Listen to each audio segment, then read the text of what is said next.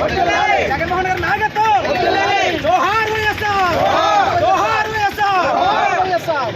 నా పేరు బోడపాటి విక్రమ్ బాబు అండి. నా ఊరు ఎర్నగూడెం, దేవరపల్లి మండలం, గోపాలపురం కాన్స్టిట్యున్సీ. నేను నిన్నటి రోజు నాడు జగన్ గారు రైతుల కోసం వచ్చిన ఆనందంలో ఆయన దగ్గరికి రాగానే ఒక కారు పక్కన ఉండగా కారు ఎక్కి నేను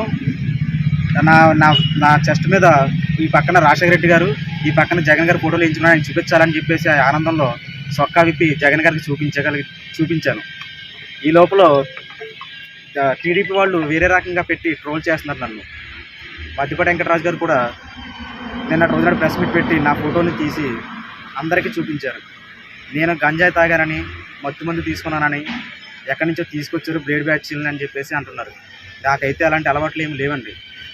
అసలు నేనైతే మంచిలు కూడా ముట్టుకోలేదు. నా జగన్ గారి మీద ఉన్న అభిమానం నాకు చాలా ఇష్టం, ప్రాణం కూడా. ఆయన చచ్చిపోమంటే అక్కడే చచ్చిపోతాను నేను. నాకు అంత ఇష్టం జగన్ గారు అంటే. నా ఫ్యామిలీని వదిలేసుకున్నాను జగన్ గారి కోసం.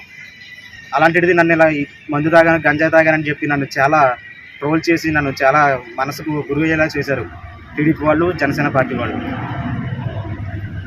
శ్రీరాముడికి హనుమంతుడు గుండెల మీద శ్రీరాము గారి ఫోటో వేసుకున్న ఎంత అభిమానం ఉందో నాకు జగన్ గారు అంటే దేవుడిగా అంతకంటే ఎక్కువ.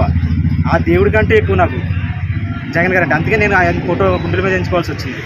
అంతేగాని రేట్ అంత దీని రేటు, జగన్ గారి ఫోటో రేటు 15,000 అండి.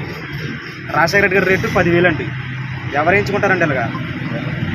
నేను ఒక దళితునండి. నాకు ఏ ఆస్తి పాస్తులు లేవు. నాకు ఉన్నది ఒక ఇల్లు, అమ్మ నాన్న, నాకు పెళ్లి కూడా అయింది, నాకు పాప ఉందండి. నాకు వ్యవసాయం చేసుకుంటే ఏమి లేదు, పొలాల గట్ట ఏమీ లేవు, నాకు ఇంటి స్థలాల గట్ట ఏమీ లేవు. నాకున్న ఇంట్లోనే మేము అందరం ఉంటాము. రోజు కూలికి వెళ్తాను. నేను గోపాలపురం మండల జడ్పీటీసీ గారి దగ్గర కార్ డ్రైవర్ కింద చేస్తున్నాను, కాకులపాటి లలిత కుమార్ గారి దగ్గర. ఇదే నా డ్యూటీ, రోజు వెళ్ళి రావడమే. అంతే తప్ప నాకు వెనకేసుకునే డబ్బు ఏమీ లేదు. ఈ గంజాయి మందు ఈ అలవాట్లు నాకు లేవండి. గంజాయి అలవాటు అయితే అస్సలు లేదండి. ఇప్పటికైనా గుర్తుపెట్టుకోండి టీడీపీ వాళ్ళు.